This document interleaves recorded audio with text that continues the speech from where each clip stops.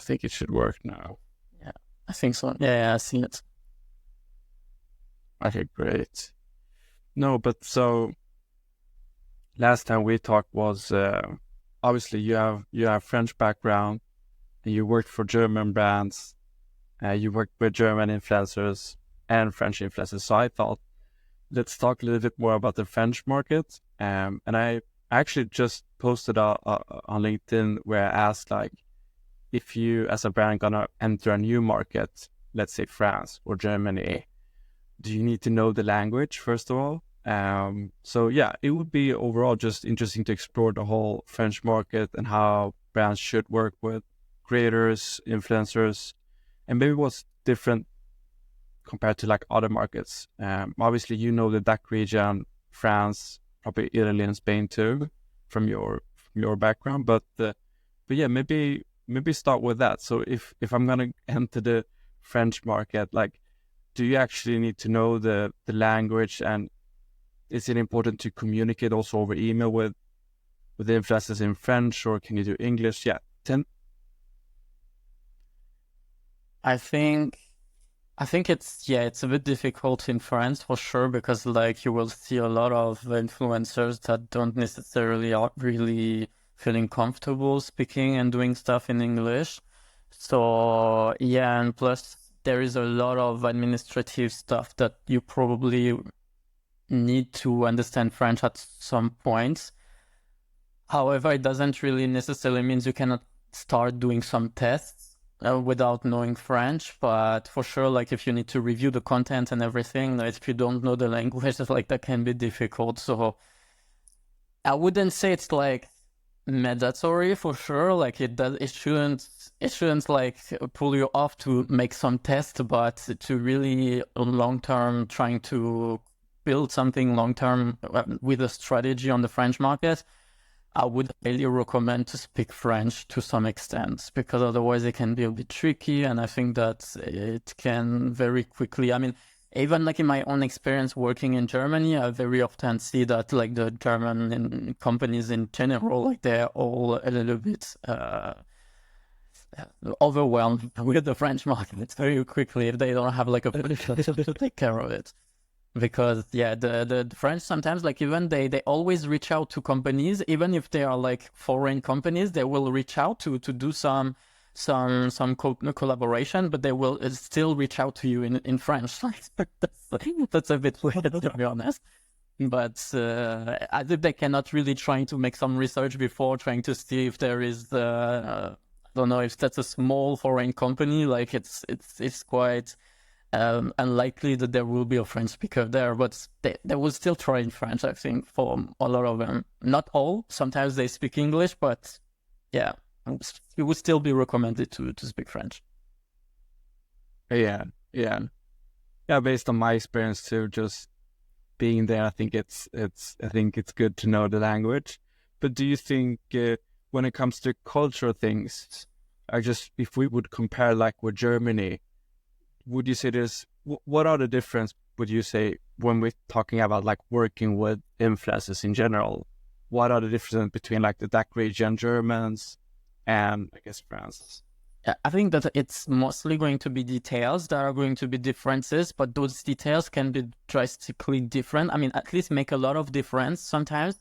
But overall, I think that both countries are going on the same direction, even culturally speaking. I think that there are definitely a lot of, because I think that very often like people are going to highlight the differences, but there are actually so many similarities that we forget to highlight them. But actually they are also there. Like it's two similar markets per se, but I think that there are some details that can really make the work very different. And I think that those details are mostly going to be some differences in legislation and stuff like that. For instance, in France right now, they've been having a new law since last year. And this law, when you read it as it is, they actually requires companies to always make a contract under French law if you want to make a campaign with them, technically. And that's something that is, even myself, I didn't even know that. I've found it out quite recently, actually. And for foreign companies, like German companies in general, it's quite difficult because you cannot start to make stuff in other like foreign laws. Like that's difficult for a company to just sign a contract like this. So it's definitely a challenges that I think that foreign companies will have if they try to do some campaigns in France. Interesting. But what I'm just thinking, like, is it so everyone needs to have a contract then?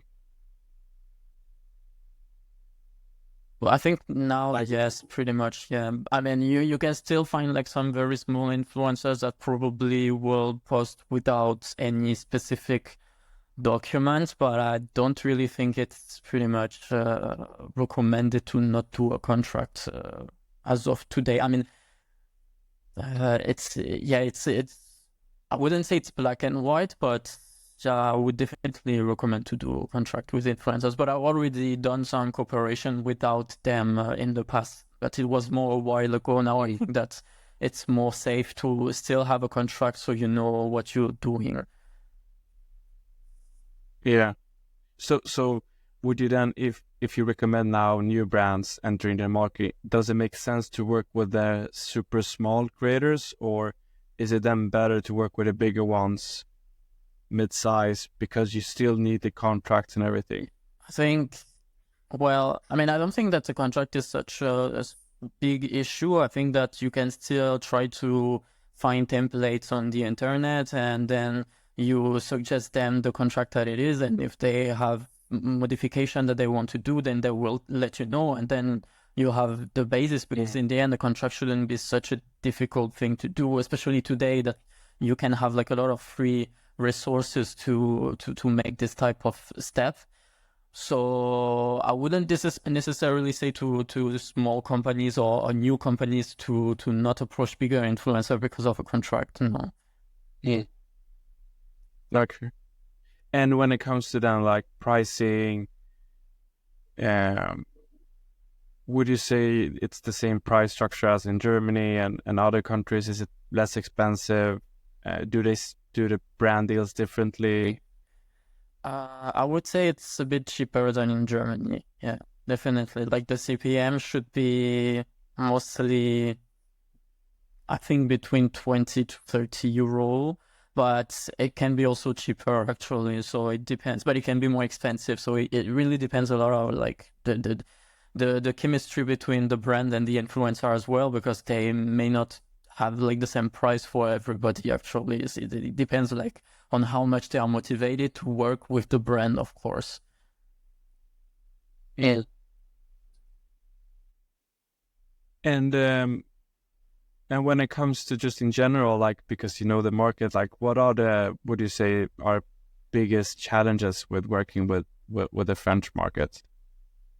I think it's the French influencers really are having some specific requirements when they work with companies, and they are mostly going to be requirements like ethical values. And I think that for French influencers, it's way much more important than maybe with other influencers across the world. I think that there is like influencers that really wants to have like some ethical standard everywhere in the world, but definitely in France, it's like something that you need to understand what's the current trend. I mean, it's not like a trend that it's changed every year. It's more like in general, like the mentality of like how they see consumption in general. And I think that it's very important for French people to have like a very high quality product that they can trust. So that's why I think that when you want to approach an influencer in France, you need to, like Temu or Shein, for instance, they will have like a lot of difficulties to get all the influencer out there, because like it's not a product that will be very popular in France, especially for doing advertisement with them. It's going to be definitely more difficult for them, because in terms of like ethical values, it is not going to really seduce French influencer a lot. There are probably going to be like a few that they would do it, but to be honest with you, I'm not really sure that there are nowadays so many influencers that would accept cooperation with them. But if you have like a good product with like some good values and is well branded, then it can definitely work, because like what's in the end matters for like the French influencers, like how if the product really work, and also if it is going to be drama free also for them, because like if it could be like a little bit sensitive to controversy, they may say no as well. So yeah, in general, for brands, they should be careful about trying to not push too much if they see that the influencers, if the influencers, they kind of like reject the product, and if they don't like it, you cannot force them to do something like this, because they will anyway not do it. They will not say yes because you're going to pay them more for doing it. That's a thing that I think a lot of companies sometimes don't understand, that French influencers sometimes will reject you just based on like the ethical values, and they are way much more important than like the price you're going to put to ask them to do an advertisement with them. So yeah, in this sense, yeah, I would recommend them to be sure if the product is really having some positive impact on the environment. If let's say it's encouraging and supporting minorities and stuff like that. For instance, this is like the type of things that I think on social media right now in France is going to be very well received. So in this case, I think that they will be most likely to respond positively to making advertisement with you. But like the most important point, I think anyway, is like the quality of the product. Like if they test it and they like it, then they will say yes. So would you say the best practice would be to send your products first of all, just so they get it, test it? Is that kind of we always should do? So they kind of approve, I love it, let's work. Obviously, you have the right values, like you just mentioned in the brand. But is that the approach you have used before, or is it possible to work with them without even having to send the products and let them test it? Well, if you are like a new company, I guess like nobody knew the project before. If you are more well-known, I would say that it's not necessarily the case, because I think people will trust you because they already seen you again and again, so that would be easier. But if you are a new company, for sure, I think that you should be ready to, yes, send your product for them to test it at some point, because they, if you're sure your product is good anyway, it should work eventually. So I think you should have like this readiness to send your product. Absolutely, yeah. It's not mandatory. Maybe it's not even a physical product, but at least you should be able to let them have access to whatever the service you're selling is offering. Mm. And another thing, this is just what I've heard, but I know, French people in general, they love their own products, like French products. Is that true, or do you think, is it room for other brands too, like outside France, and or what are the views around that? Would you say? Well, it's very well connected with what I've just said in a way, because like I think that yes, it is true. I think that if you look at like the French companies, they're always going to sell made in France as one of the first arguments of their product. Like, so you really like, I can recommend anybody, if they doubt about what I'm saying, to just do their own research about like all the small French companies that are doing social media right now. I would definitely let them make their own research and see what type of arguments they are using to sell, what are their unique selling point. And actually it's not that unique. It's all the time made in France, produced locally and stuff like that. Like that's one of the first argument that French company use to trying to sell their product. And I must say it kind of works well because in general, influencers are really convinced by this type of arguments. Mm.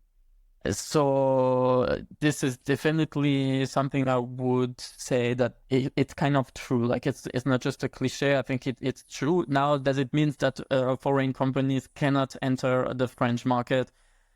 Well, I think that they will have like this disadvantage, but it doesn't mean that a French person cannot recognize that a product is good and that is not worth it to buy a foreign product if they have like a good quality. Thing that's, yeah, in the end, it's also, it just needs some localized communication, I think. And if you communicate well, I don't think that's a foreign company, even new, I don't think that it cannot try to not be competitive towards French company. I think that it can be even more different, and maybe like if you try new things, like French, like in general, like in French mentality, we are not really liking to do new stuff. We are really used to do the way we are doing it. So if you are like a foreign company and you do something new, you may actually find your audience like this. So it could work, but I would still trying to blend in and fit in at some point, and not trying to do something too different, because otherwise it would be probably too much of a risk. So I would say like don't completely lose the identity of your product for the French market, but still trying to see where it could be problematic for your product, and then trying to adapt this and see if you cannot like find something that would maybe help the French to be more convinced and to actually convert afterwards.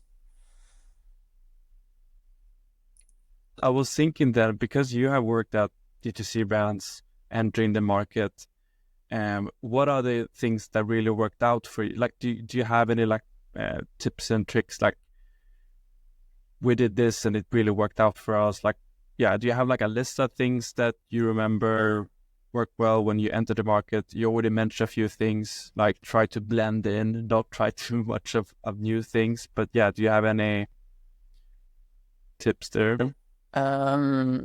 Yeah, I mean, I would say that there will be definitely some influencers that may not respond necessarily directly to your campaign or stuff like that. So you can still trying to understand who is friends with who, and then trying to reach out to those friends who are maybe a little bit more open to work with you, and maybe in the long term you may activate profiles that were at first not specifically open to work with you for some reason, maybe because also it was just about the price that you were offering. No idea, but I think that in general, like there is a lot of friendship in the French ecosystem, and I think that you can use them to create very good content with for branding or for performances. I think you can leverage on both level for this type of connection on the French influencer ecosystem. What else could I say? Because like if you are like on the French market specifically, well, I would say in general, don't do too much of like TV reality influencers, because they tend, I mean, some of them are really nice and fine, but you should be always careful when working with them, because some of them really have not a lot of credibility, and even if they have like a lot of followers, it doesn't necessarily mean that it is going to be a positive outcome for long-term collaboration, because they could transform the image of your product, and then on the long run other influencers may not want to work with you because you worked with them. So that's something that could block you a lot of long-term visibility and positive image on the French market actually. So that's why I would recommend you to be still careful when you work with some influencers, and not always just look at like they're rich, because sometimes it can be a bit tricky.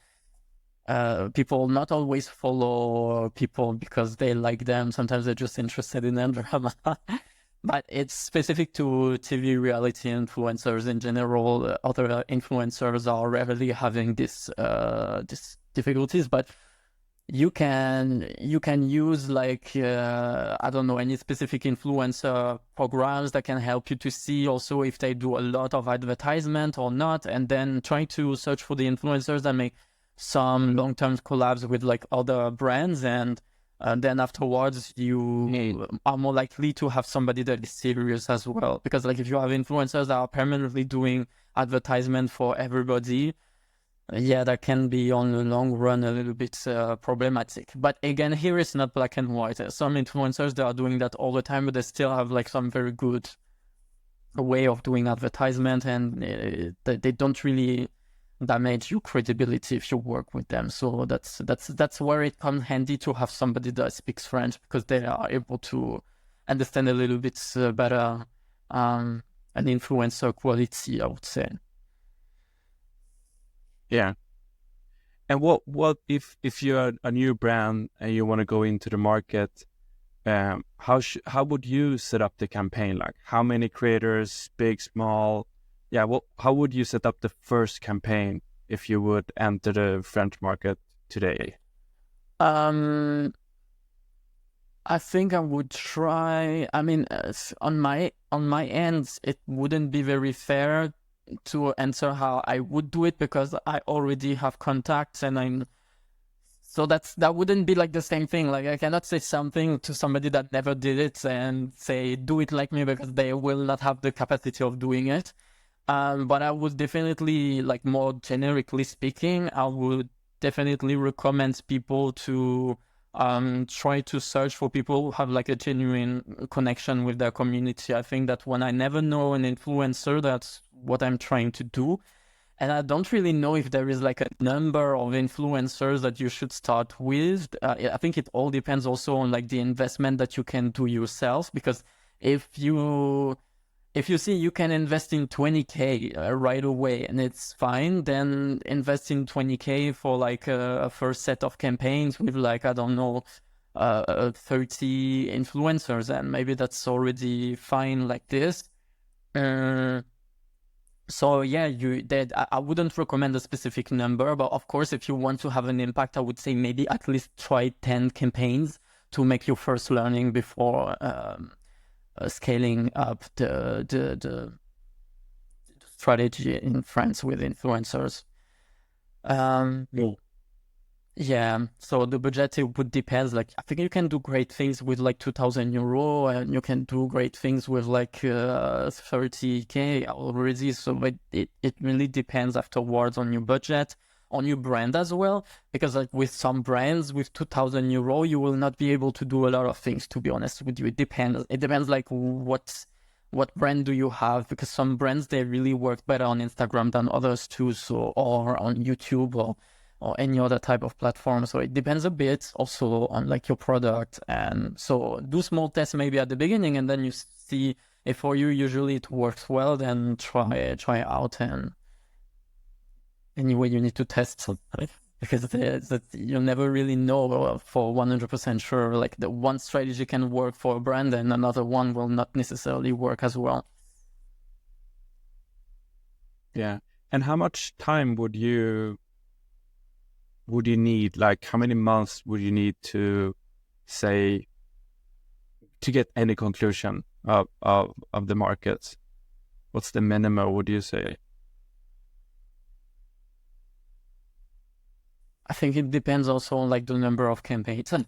But if you have like at least 10 campaigns per month on the French market, well, it's not so much, but let's say for a small company, it's already quite a certain amount of number.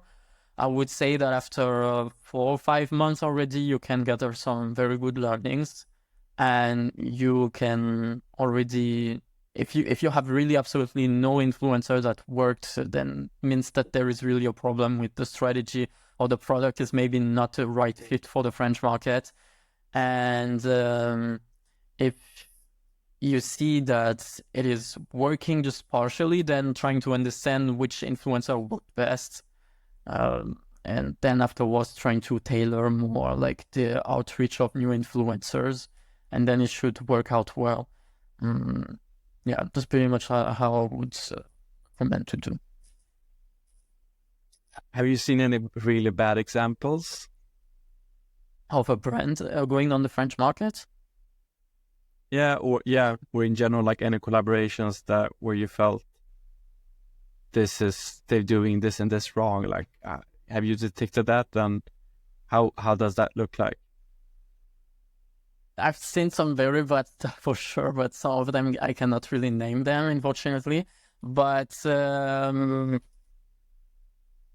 I can say that as I mentioned, like there's some influencers you should not work with, and let's say that I've seen some brands working with very bad influencers, and that's a bit sad because it can really actually affect the whole strategy. It cannot just affect like the influencer marketing strategy, but it can also affect like other departments. So that's something you need to be careful. But in that specific example, let's say that the problem was also the brief. Like it wasn't just the influencer in itself. That was like how the brand actually briefed the influencers. They were absolutely not trying to match the influencer with the product. It was it was done a bit in a messy way. Like the communication was clearly showing and indicating that there were a lack of expertise of the French market. Yeah. Yeah. But as a final point, like, what else would you like to share about the French market? Like any tips, tricks, or anything you should avoid, or in general, positive things, potential great things with the market where brands are maybe missing out? Well, I think that as a positive message, I think that the French market is definitely a good market to enter. I mean, there is a lot of opportunities on it. It's definitely an easier market than some other southern countries in Europe. It usually works well for companies. A lot of companies are trying to get there because obviously there is opportunities. So you shouldn't really try to be too much scared of like entering the market in a way, because I think that even if you don't know what you do, you can still get some results because there is a lot of opportunities. So don't be too put off by some stuff that I may have said before as well. Like you shouldn't think that it is too complicated, but it's always better, of course, if you can get help from like some freelancers that know the market maybe, and that can help you to get some suggestions in terms of cooperation. I think it can definitely be worth it. And I don't know if there is definitely opportunities that I see that are not being taken at the moment. Maybe some new opportunities, I don't know. But I would definitely also think of like, keep in mind also that the French people on social media, there is a lot of content being shared about ecology and things like that. So this is like values that are really important for people on social media. This is things that they really like to consume. That's the value that French people believe in it. So never go against ecology, and don't even try to do greenwashing or things like that, because this is the worst thing that you can do actually for your brand. So that's really on the French market. They will find if your product is really doing it or not. So don't try to just being unclear about something. No, if you know that your product is good for the environment, you need to really put all the information on it, and you need to really have like the good argument, like as much transparent as possible. And I think that actually the transparency is something that is very important for French people, regardless of the topic actually that you are communicating with. I think that in general, the transparency is very appreciated. So if you have some storytelling about how you made your company, I think that this is something that they would really like, and I think that's something that can give them trust. Even if you're like a foreign company, they will appreciate to understand how you came to the idea of doing this company, and they will always appreciate transparency. So if I can give a tip to like any foreign company right now trying to enter the French market, like as a last tip, I can tell them like be transparent as much as possible. I love that. I love that as a final point. Like, so transparency, good to know the language, skip the TV celebrities, focus on, ethical values, good values, and like you said, sustainability, environment is also very important. But wow, this is great. I wouldn't necessarily disrecommend a TV reality influencer, but I would just be very careful with them, especially that they tend to not really read well reviews. So they may say things that are actually not even true about your product sometimes. So that's why they exaggerate a lot sometimes. So just be careful with them and be sure that you brief them very well and they understood your point as a brand. Yeah. Okay, amazing, great. But thanks, Jacques. Thanks for joining and sharing all this. Great having you on.